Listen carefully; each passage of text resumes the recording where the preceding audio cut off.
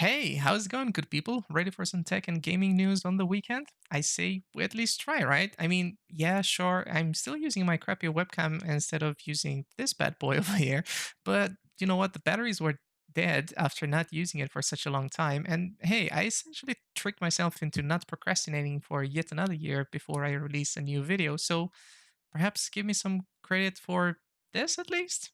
I don't know, but perhaps you should be giving credit to someone else, namely Microsoft, for its clever way of implementing game streaming on iOS devices right now.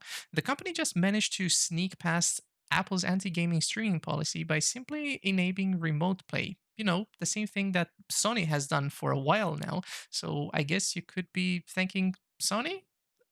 I don't know. But if you're an iOS user, then rejoice. It means that you can now take your battles to your mobile device because for whatever reason you want to play on a smaller screen. I mean, who cares about proper eyesight, right? And who also cares about using a ton of data when you're stuck at home due to the human malware right now and you don't have a data cap? But really now, who cares if you're using 10 gigabytes an hour to stream your games? Clearly not the people who want to make use of Amazon's new game streaming service called Luna, which we've covered in yesterday's video right over here. I hope I'm pointing to the right corner. And today, though, we found out that the streaming service will be powered by some of NVIDIA's cloud and data center cards, namely the T4 and Intel's Cascade Lake CPUs, which, well, at least going off of the GPU that they're going to be using. So, like I said, cloud and data center GPUs.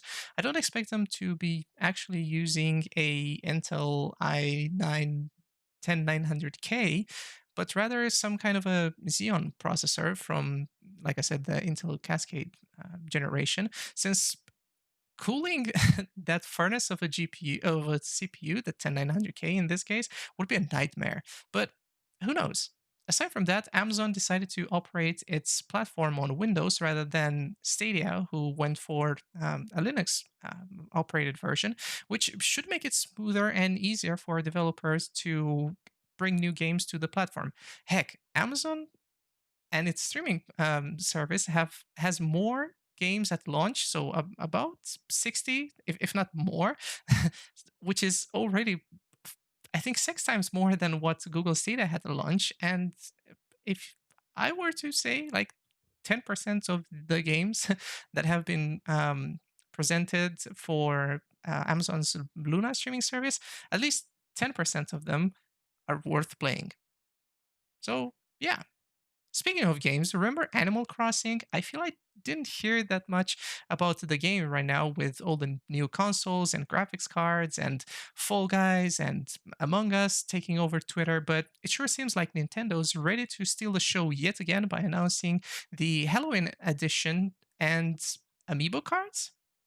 I don't know what those are, but seems interesting enough. The free update will be available on September 30th, which is a lot later than when the decorations for Halloween will be hitting shelves, apparently, at least according to this tweet from Kyle, from Bitwit, obviously. Nevertheless, the amiibo cards will be launching alongside, and they will be unlocking new game content, which players have apparently been asking for such a long time. And I mean, this also means that you no longer need to go on eBay and talk to shady resellers, because that sounds spooky. And you know what else is spooky? Seemingly random crashes to desktop when you've got a brand spanking new GPU. And I don't know about you, but I've heard those 30 series have just come out, and it's apparently not a paper launch. But nevertheless, according to Igor's Lab, J2Sense, and Consumer Reports, NVIDIA's hard to come by cards have been pretty much sabotaged at this point from the get go for using post caps capacitors as opposed to MLCCs. Now, I'm not trying to say I know what the difference between them is as much as Jay, Igor, and some other engineers do, but reports coming in from all sides tend to indicate that this is what causes the issue, more or less. Before I go into a short explanation, though, I wanted to point out that during his teardown of the RTX 3090, Steve from Gamers Nexus also showed that a small latching component felt a bit loose, which in this context might lead to shorts, because metal and electricity. And I say this because I remember watching Linus's 3080 review video when he was shaking the RTX 3080 in this case, and you could hear a rattling sound, kind of like you can hopefully hear with what I'm doing with my phone right now. And that felt really odd when I initially saw the video. So I was like, eh, but back to our capacitors discussion, I recommend that you watch Jay's video, which I'm going to be linking either here or in the video description, because he gave a pretty much better explanation that I'm going to offer you, but nevertheless, I'm going to try. So, you have on a GPU, you have a base clock. Let's take 1500 megahertz at this point.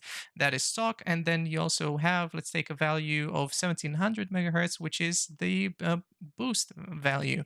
And that is the advertised value that NVIDIA and its AAB partners can print on the box and manual and what have you. So the 1700, is what NVIDIA and its AAB partners more or less guarantee you will be reaching.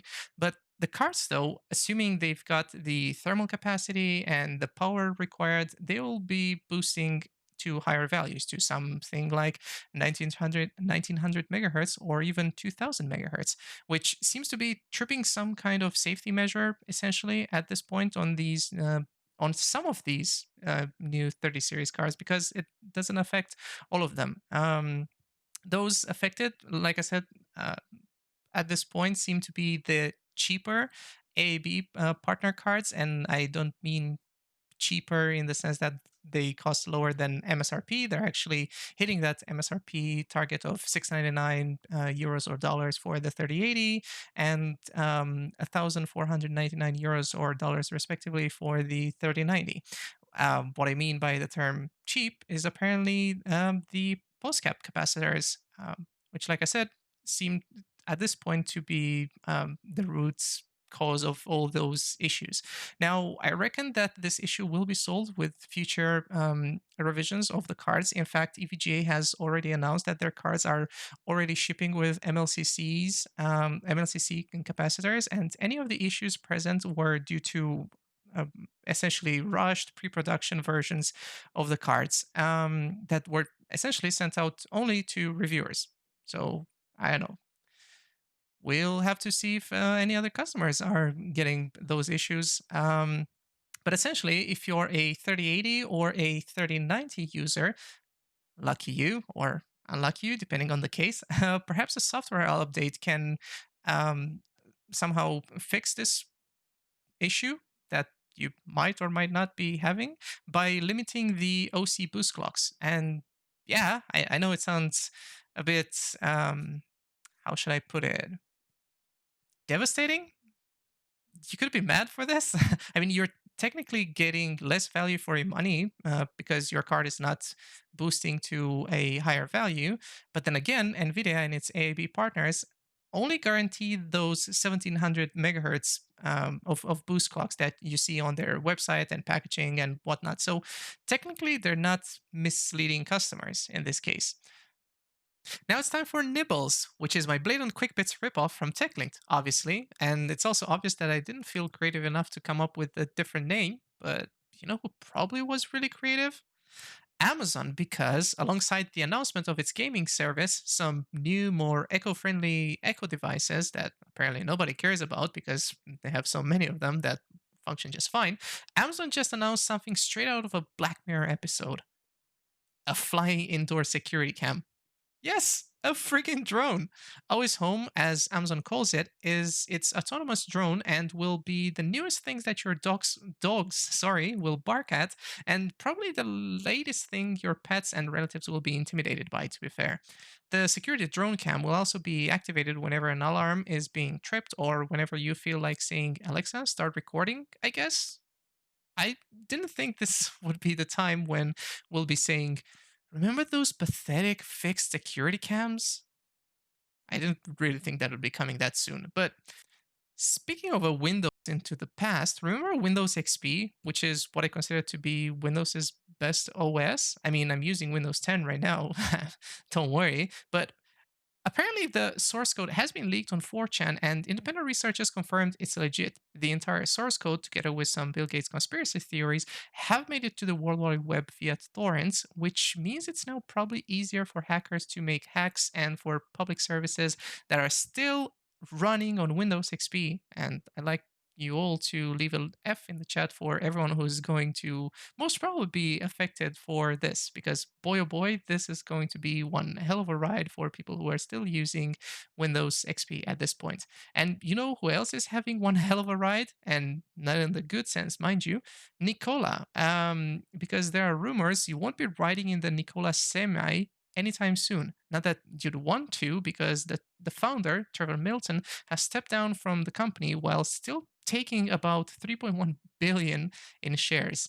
This comes obviously after accusations that their promo of the truck rolling down a hill was staged, and Tesla is also accusing them of stealing the design of their upcoming semi. Now, the company's shares have plummeted, and there's a whole debacle going on, which, if you're a car lover or a trucker for that matter, you might want to check the links in the video description.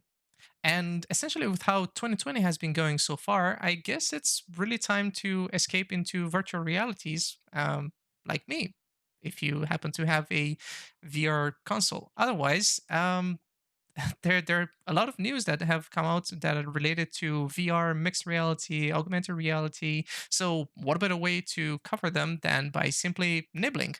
Well, the HoloLens 2 has now enabled its automatic AI calibration feature, which will make it easier for people to share their HoloLens. I remember trying one model at a convention last year, and it really felt a bit awkward and dorky to say the least. But then again, I'm also not the user Microsoft intended those for.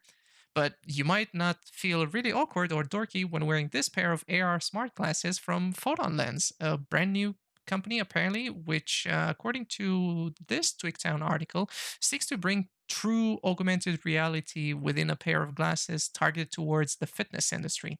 And yeah, since I'm not part of the target group demographic, apparently, because I'm somewhat of a chungus myself, I won't be covering this news any further. However, here's some news that is in line with our gaming demographic. SideQuest has announced that it has just raised $650,000 from Palmer Luckey, the OG Oculus founder, to develop its platform and support new games coming to the Quest. I mean, here's a quest right here, and I've also been a SideQuest user myself, and it's honestly been really great, and I totally recommend it. That and Virtual Desktop. And I might also even recommend you get a new headset, because HP is getting ready to ship their VR headsets in November if you manage to somehow snag a pre order. Because whomever pre orders the headset right now will actually get his headset, the G2 in this case, in December. Hopefully, already in time before Christmas, which, to be fair, might look even better in VR considering global warming and the human malware issues going on. But you might not have issues with a 360-degree tracking if Pimax manages to get its Sword controllers out on the market. The company says that its new controllers are nearly complete after the intense 24/7-hour workdays that they have been putting into this thing. And trust me, they said they're going to be offering full 360-degree tracking, and this is thanks to their 26 embedded tracking sensors. And speaking of controllers, the new PSVR controllers might also be in the works for the unannounced second edition of PSVR. The controllers look a bit like Valve's Knuckles controllers, and I sure hope that they're going to be just as great, because the videos I've seen on those, man, they're awesome. But most importantly, the new headset should also be supporting 6 degrees of freedom, much like the Oculus Quest. And that, to me, sounds amazing, because I do own a PlayStation. I mean, I don't know if I would switch to a PSVR headset since I already own a Oculus Quest at this point. But to be fair, 6 degrees of freedom sounds really nice, because I hate having a cable basically dangling whenever I play VR games. It feels just so much better. And I do expect VR to get essentially much better in 2, 3 years, maybe five. I don't know, from now on. You know who else thinks that? Hideo Kojima, because The creator of Metal Gear Solid and Death Stranding talked in the most recent Bedrooms to Billions documentary about how the next couple of years will be massive for VR, given the way that you can express yourself and the advancements in technology. Does this mean we might actually be seeing a mind bending Hideo Kojima VR game? That'd be pretty interesting, but I guess one can only wait, right? Just like you would have to wait for the end of this episode, but not for much longer because I'm nearly done with this video. And know what? Once this episode is actually over, you might want to take a chill pill and watch some anime. And you know who's got your back? Microsoft yet again, with a streaming service that's owned by Sony? Ooh, man, when does this not ever get confusing, eh? But see how we did it? Like we started with Microsoft thanking Sony for their streaming service because they did that on Apple thing. You know what? Either way, Funimation's Premium Plus subscription is available to all new Xbox Game Pass Ultimate subscribers for 2 months, meaning you can watch a butt ton of anime this weekend, including My Hero Academia, which is what Polygon decided to use for their article right here. So enjoy. And also, please don't forget to check me out on Twitter and perhaps consider joining Crowd and our Discord server, where we also, from time to time, happen to be discussing anime shows, despite being a tech review platform. As usual, all the links will be in the video description. And by that, I mean all the articles I've discussed. And, go check out all the creators I just mentioned. They're great. You're great. It's time for me to go. Bye.